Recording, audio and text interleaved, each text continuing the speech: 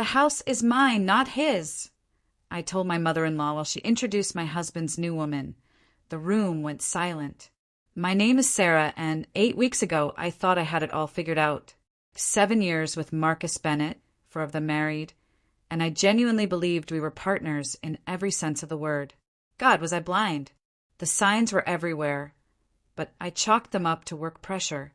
Marcus was an investment analyst at his father's company, Bennett Financial Group, while I ran a successful PR agency from our home office. The late-night client calls, the sudden gym membership, the way he'd angle his phone away when texting. I should have known something was off. Then came the text message that changed everything. Marcus was in the shower, and his phone lit up on the nightstand. Can't wait for tomorrow. Patricia says you told everyone we're keeping things quiet for now. It was from someone named Sophia. My stomach dropped when I realized Patricia was his mother. Patricia Bennett never hid her contempt for me. From day one, she made it crystal clear I wasn't suitable for her precious son. She'd wanted him with Vanessa Crawford, whose family ran in their elite circles. When Marcus chose me instead, a scholarship kid who'd built her own business from scratch, Patricia treated it like a personal betrayal. But orchestrating an affair? That was a new low even for her. The next 8 weeks turned me into a spy in my own marriage. I hired Thomas Chin, a private investigator with stellar reviews. What he uncovered made my blood boil. Marcus had been seeing Sophia Martinez for 3 months. She was 26, a real estate agent new to the city. And according to Thomas's research, Patricia had introduced them at a fundraiser I'd missed because of a work crisis. The photographs Thomas compiled were devastating.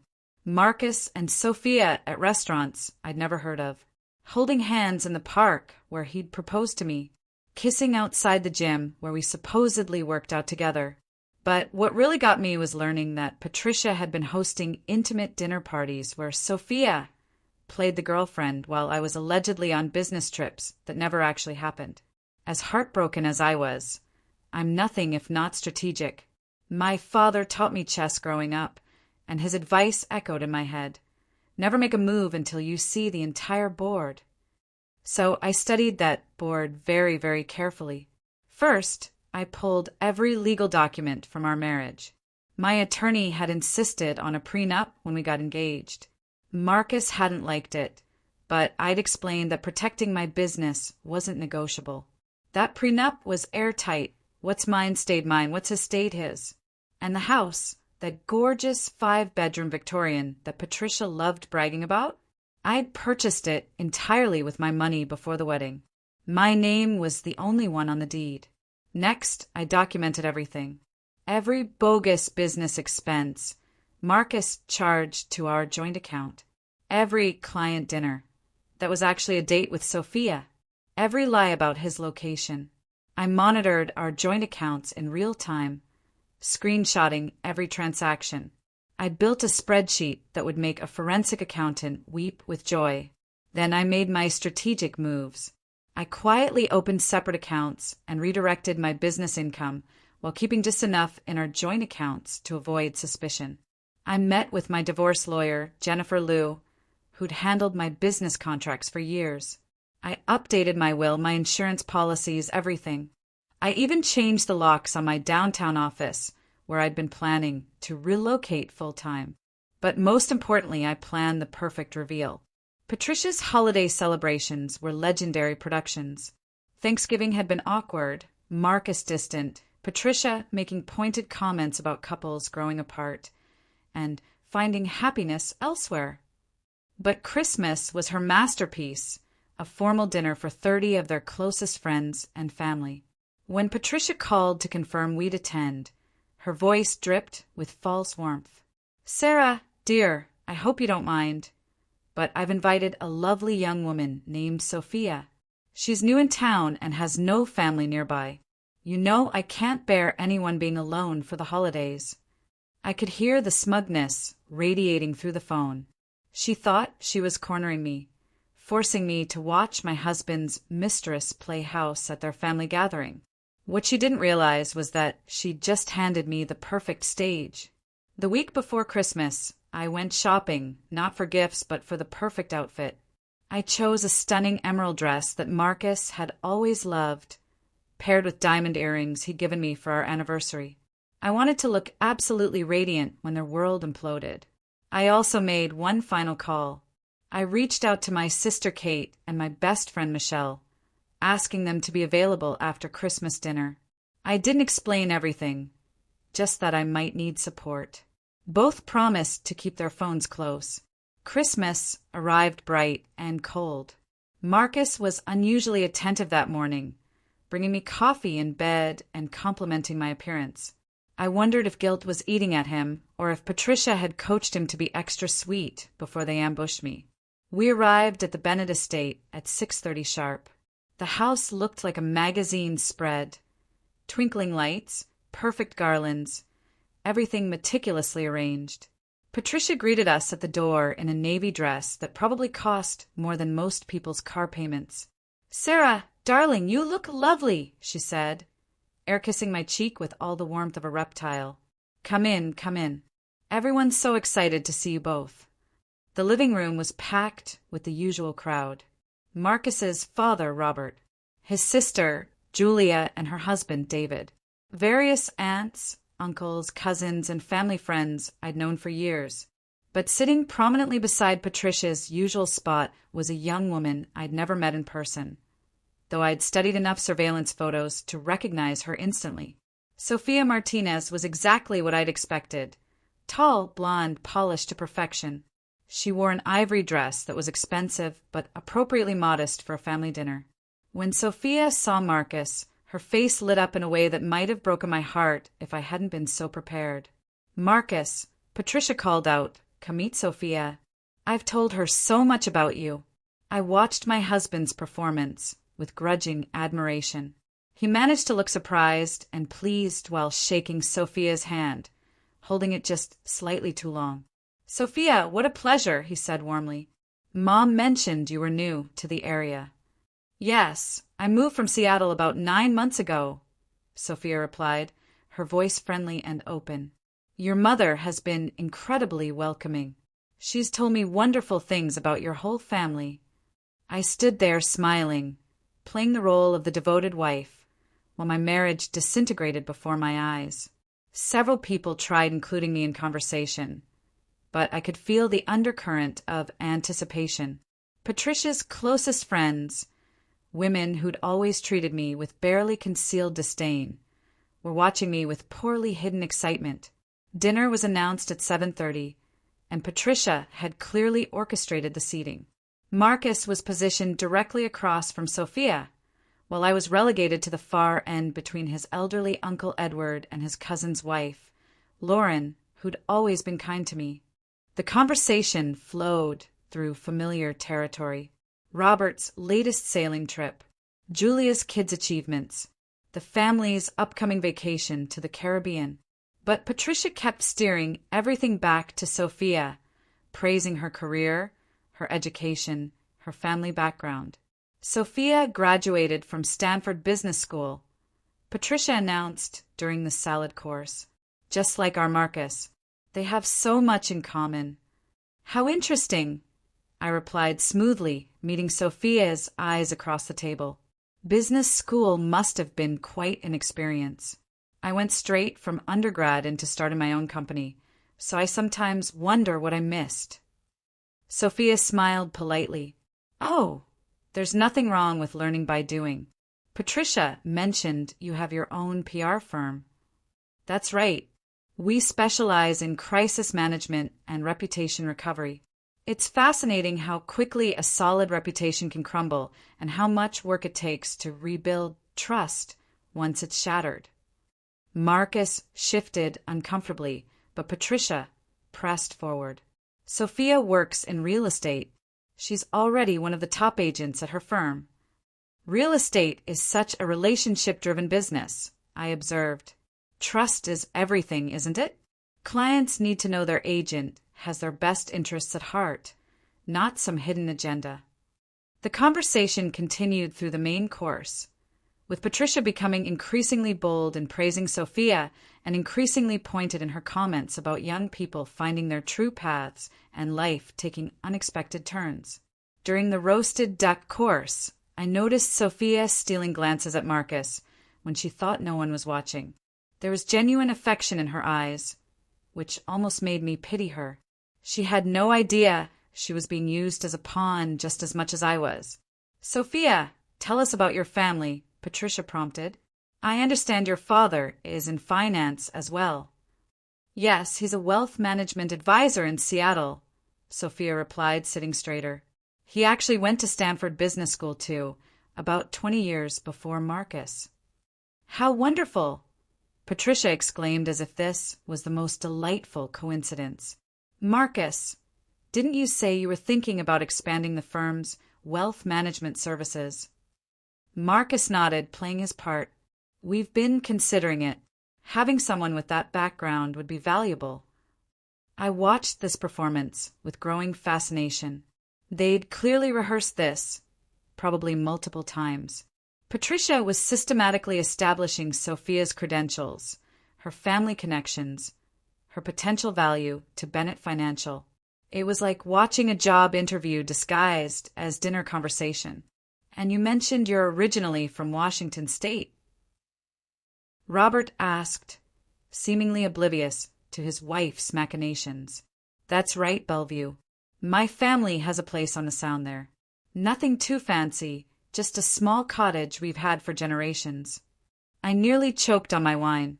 A small cottage in Bellevue that had been in the family for generations probably cost several $1,000,000. Patricia's eyes lit up like Christmas morning. She'd found herself a daughter-in-law with both money and pedigree. "How lovely!" I interjected smoothly. "Bellevue is beautiful. Marcus and I looked at properties there when we first got married, but we decided we preferred being closer to the city for work." It was a subtle reminder that Marcus and I had made joint life decisions, but I could see Patricia filing it away as evidence of my practical, unromantic nature. "Sarah's always been very focused on convenience over beauty," Patricia said with a tight smile. "It's admirable, really, how dedicated she is to her work." The backhanded compliment hung in the air. Several people shifted uncomfortably, recognizing the subtle dig even if they weren't sure how to respond. "I've always believed that loving what you do makes you better at everything else," I replied evenly. "When you're fulfilled professionally, you bring more energy to your personal relationships." Sophia smiled genuinely. I completely agree. I love real estate because I get to help people find their dream homes. There's something satisfying about matching the right person with the right property. How do you determine what makes a property right for someone?" Marcus asked, and I could hear the flirtation in his voice. "Well," Sophia said, warming to the topic, "you have to really listen to what they're saying and what they're not saying. Sometimes people think they want one thing, but what they really need is something completely different." The irony was almost suffocating.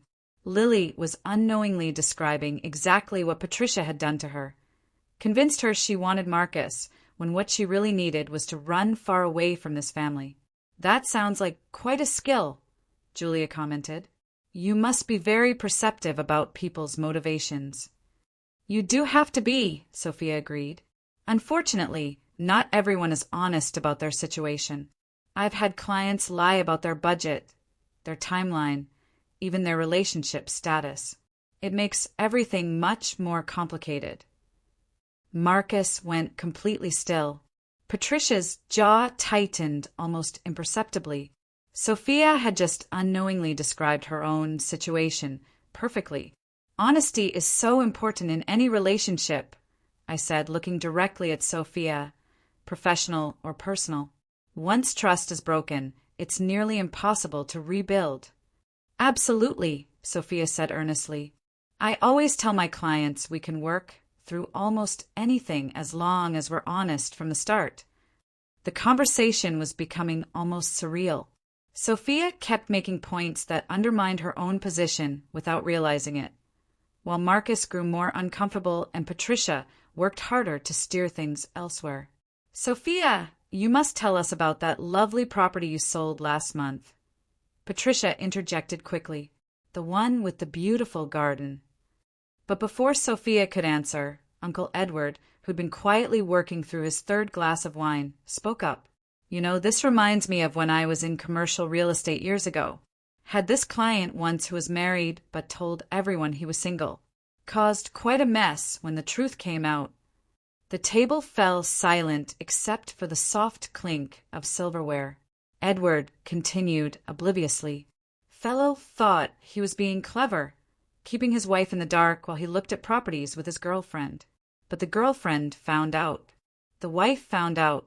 Both women ended up taking him for everything in the divorce. Patricia said sharply, "Perhaps we should discuss something more pleasant." "Oh, it turned out quite pleasant," Edward continued cheerfully.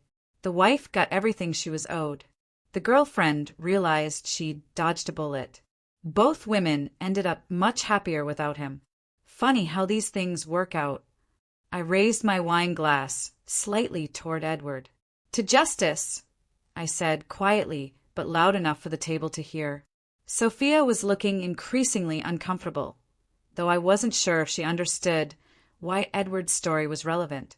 Marcus, however, looked like he wanted to disappear.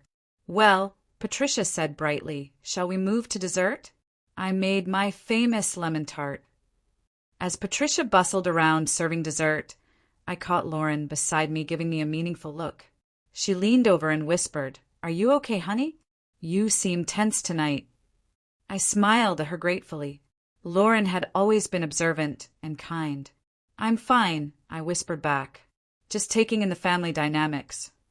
Lauren studied my face, then glanced around the table. I could see understanding dawning as she took in Patricia's obvious matchmaking, Marcus's discomfort, and Sophia's innocent participation in what was clearly a setup. "Oh my," Lauren breathed quietly.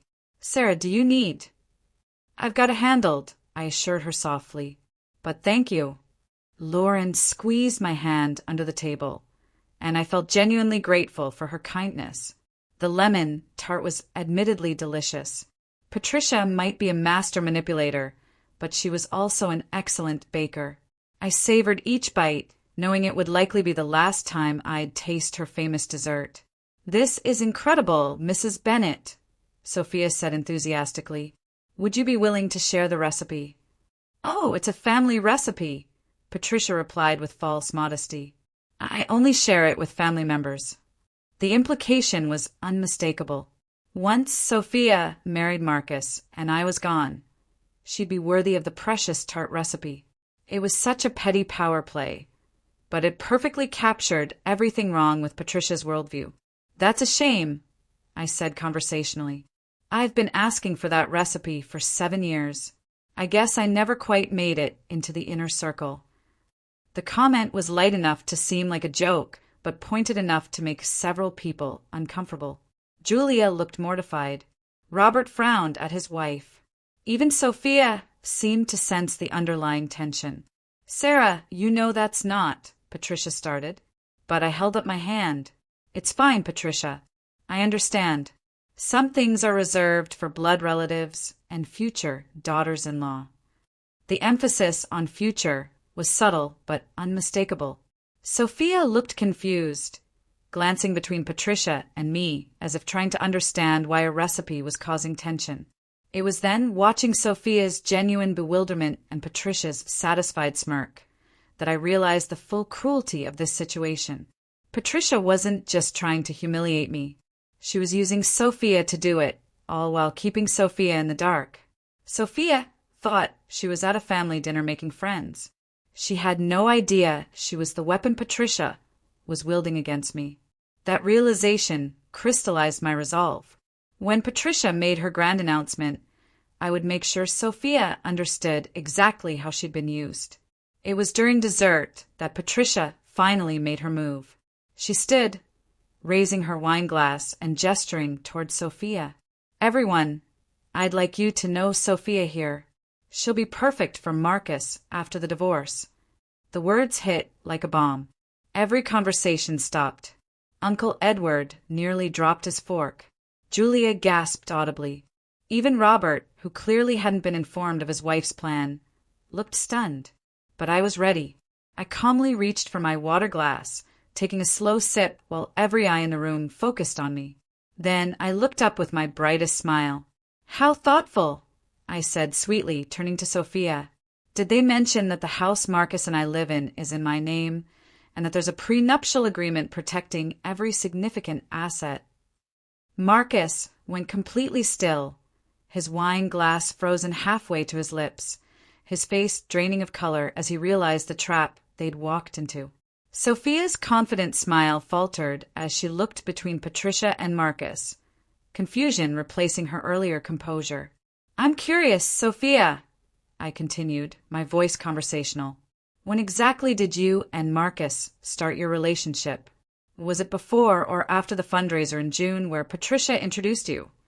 The color drained from Sophia's face.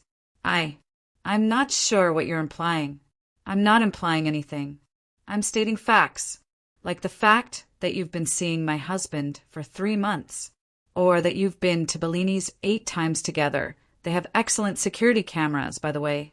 Or that Patricia has been hosting cozy dinner parties where you play house while I'm supposedly out of town." Patricia's mouth opened and closed. "Sarah, I don't know what you think you know, but—" "What I know," I interrupted, reaching into my purse and pulling out a folder, "is that I have a private investigator who's very thorough. Would you like to see the photos, Patricia? Or should I just tell everyone about the time you told Sophia that once Marcus divorced me, she'd be living in the big house and wouldn't have to worry about money?" The silence was deafening. I could hear the grandfather clock ticking, the soft clink of ice in someone's glass, Julia's barely audible gasp. Marcus finally found his voice. "Sarah, please, let's not do this here." "Why not here?" I asked genuinely. "This is where your mother chose to humiliate me. This is where she thought she'd force me to sit quietly while she introduced your replacement. So this seems like the perfect place to set the record straight." I stood, smoothing my dress, and addressed the room like I was giving a presentation. "For those wondering, yes, Marcus has been having an affair. Yes, Patricia orchestrated it. And yes, they've been planning to divorce me so Marcus can marry Sophia and live in what Patricia calls the big house." I turned to Sophia, who looked like she wanted to disappear. "The thing is, Sophia, that big house? I bought it with my money before Marcus, and I got married.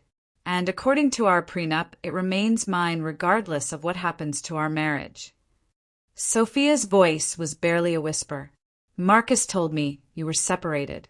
He said you were just waiting until after the holidays to make it official.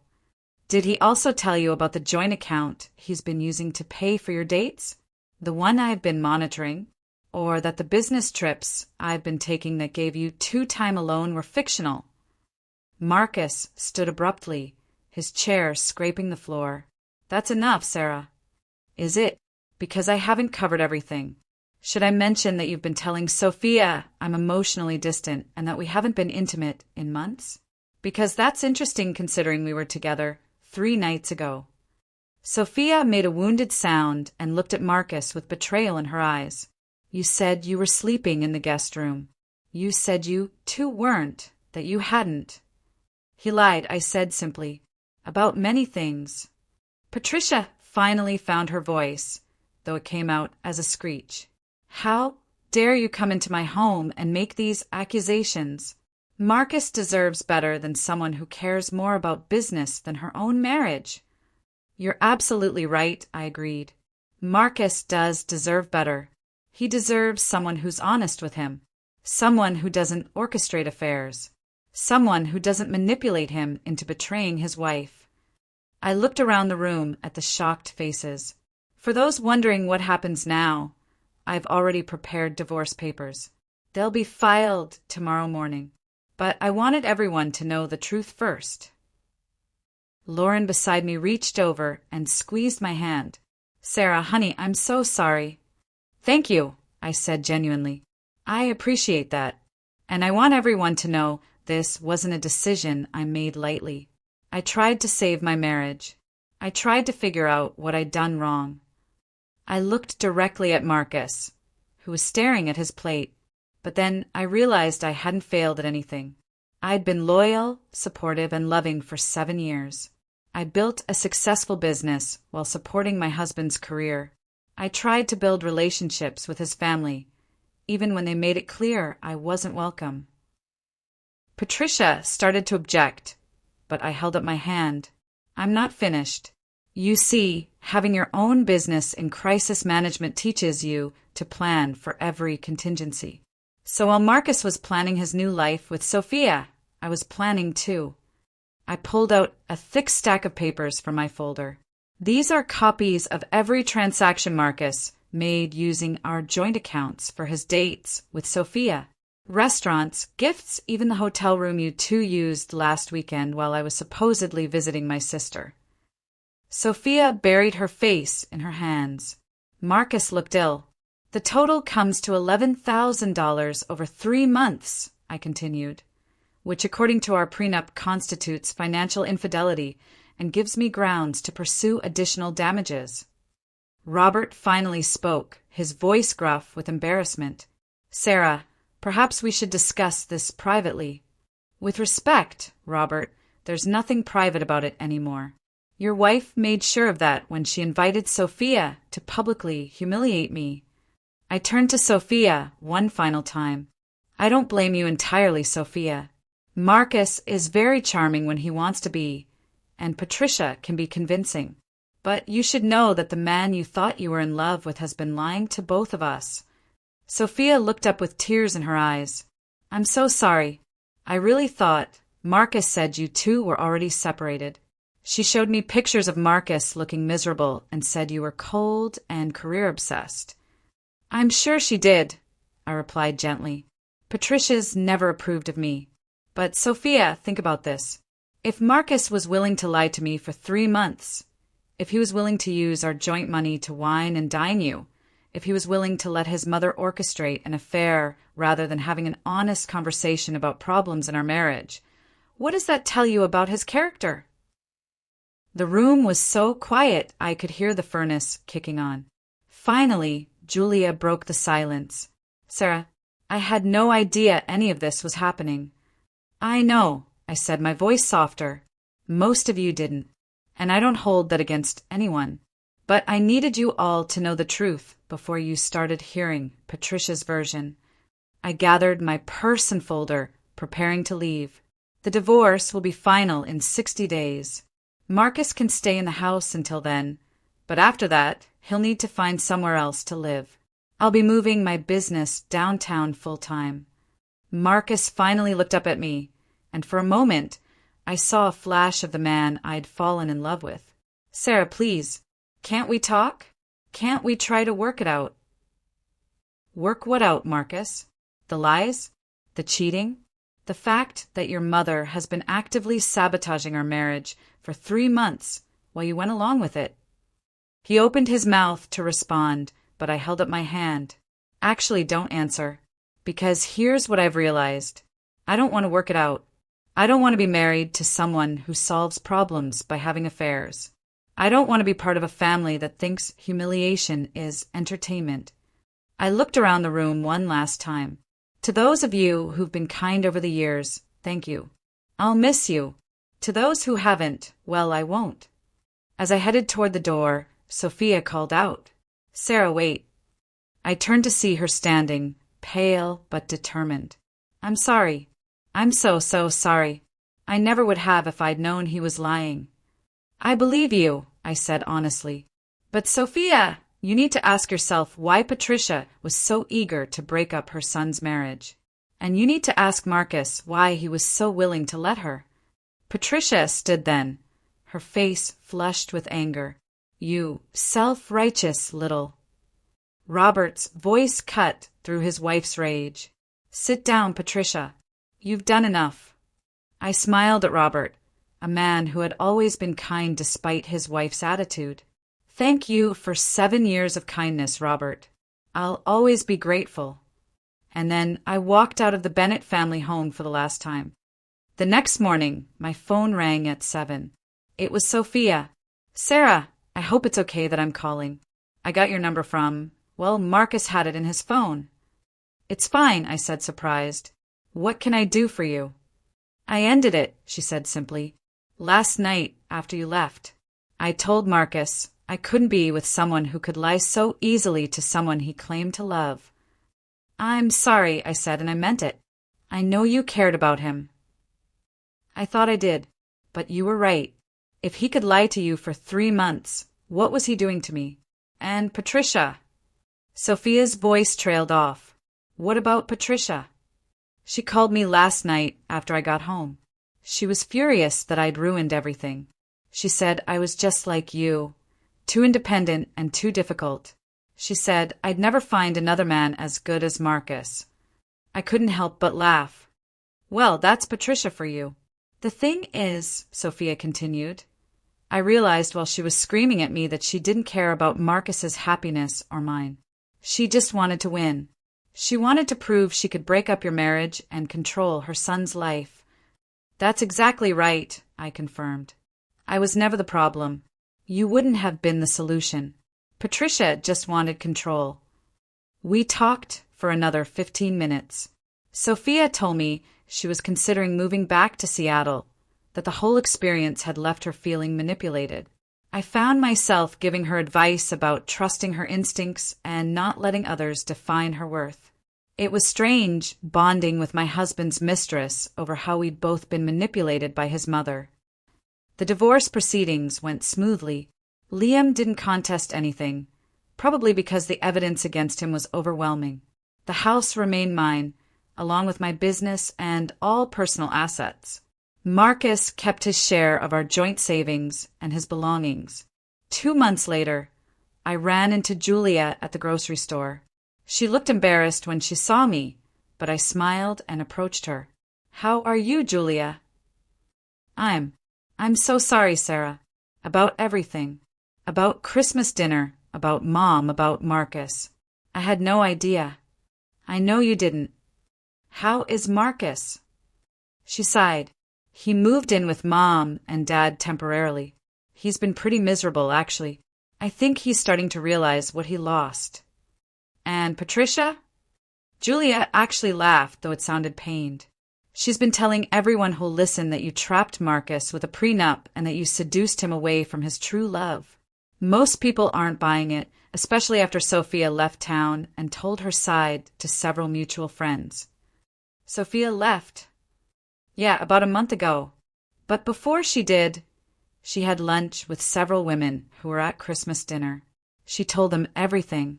How Mom manipulated her, how Marcus lied, how she felt used by both of them. I felt proud of Sophia. It took courage to admit you'd been fooled, and even more to set the record straight. I'm glad she found her voice, I said. Sarah, Julia said hesitantly, I know this is probably too late, but I want you to know that some of us never agreed with how Mom treated you. We didn't know how to stand up to her. I understand, I said, and I did. Patricia was formidable, but maybe it's time someone did. Julia smiled ruefully. Actually, Dad's been giving her a hard time. He was mortified by her behavior. They're in marriage counseling now. 6 months after the divorce was finalized, I received an unexpected visitor at my downtown office. Marcus stood in my waiting room looking older and tired, holding a small bouquet of flowers. I know I don't have the right to be here, he said when my assistant showed him in, but I needed to apologize. I gestured to the chair across from my desk. Okay, I'm listening. He sat heavily and placed the flowers on my desk. I've been going to therapy. Individual therapy, not the couples counseling Mom suggested. And I've been thinking about what happened, about what I did to you, to us. And what conclusion did you reach? That I'm a coward, he said simply. That I let my mother manipulate me into destroying the best thing that ever happened to me. That I was too weak to stand up to her, and too selfish to be honest with you. I studied his face. Why, Marcus? Why didn't you just talk to me if you were unhappy? He ran his hands through his hair, a gesture I remembered from countless arguments. Because I wasn't unhappy with you. I was unhappy with myself, with my job, with feeling like I was living in your shadow, with never measuring up to your success. So you had an affair. So I had an affair, he agreed miserably. And I let Mom convince me it was your fault for being too ambitious, too independent, too focused on work. But none of that was true. No, it wasn't. It was all projection. I was the one too focused on work, on trying to prove myself to Dad, on trying to make enough money to feel like I deserved you. We sat in silence for several minutes. Finally, I spoke. I would have supported you if you'd wanted to change careers, if you'd wanted to do something that made you happier. I know, he said quietly. I know that now, but at the time I couldn't see past my own insecurities, and Mom was so good at feeding them, at making me feel justified in my resentment. What do you want from me, Marcus? Forgiveness, closure, a second chance. He looked up, tears in his eyes. I want you to know that I know what I lost. I want you to know that Sophia wasn't better than you. No one could be. I want you to know that the biggest mistake of my life wasn't the affair. It was not appreciating what I had when I had it. And I want you to be happy, really happy, with someone who deserves you. It was the most honest thing he'd said to me in years. Thank you, I said finally. I appreciate you coming here and saying that. He nodded and stood to leave. At the door, he turned back. For what it's worth, Sarah, you were magnificent that night at Christmas dinner. I've never seen anyone handle themselves with such grace under pressure. After he left, I sat at my desk for a long time, thinking about forgiveness and closure and the strange way life comes full circle. A year later, I was dating a wonderful man named Eric Taylor, who happened to be Thomas Chen's brother. Eric was a pediatric surgeon who found my independence attractive rather than threatening, who supported my business ambitions, and who thought my Christmas dinner story was hilarious rather than embarrassing. We were having dinner at Giovanni's, the same restaurant where I'd confronted evidence of Marcus's betrayal, when Eric asked if I ever regretted how I'd handled the situation. Do you mean, do I regret planning it instead of just screaming and throwing things? I asked. I mean, do you regret exposing everything in front of his whole family instead of handling it privately? I considered the question seriously. No, I said finally. Patricia chose to humiliate me publicly. She thought she could corner me, embarrass me, and force me to accept her son's infidelity quietly. She thought I was weak. I proved her wrong. I proved that actions have consequences, that manipulating people's lives for sport comes with a price, that underestimating someone because you think they're beneath you is dangerous. Eric smiled and raised his wine glass to dangerous women and the men smart enough to appreciate them. To second chances, I countered, clinking my glass against his, and to the wisdom to know when someone deserves one. As we left the restaurant that night, I thought about Sophia, who'd moved back to Seattle and was reportedly thriving in commercial real estate. I thought about Marcus, who'd left Bennett Financial to teach economics at a local college and seemed genuinely happier. I thought about Patricia, who'd lost her position as family matriarch after her Christmas dinner behavior had finally convinced Robert to demand change. But mostly I thought about myself, about the woman who'd sat at that dinner table a year ago, calmly buttering her roll while her world exploded around her. She'd been strong, strategic, and ultimately victorious. She'd also been absolutely terrified. The truth is, walking away from a 7-year marriage, even a broken one, had been the hardest thing I'd ever done. Standing up to Patricia in front of all those people had taken every ounce of courage I possessed. Planning my response had been empowering, but executing it had been terrifying. But sometimes being terrified is exactly what you need to discover how strong you really are. And sometimes the best revenge isn't getting even, it's getting out.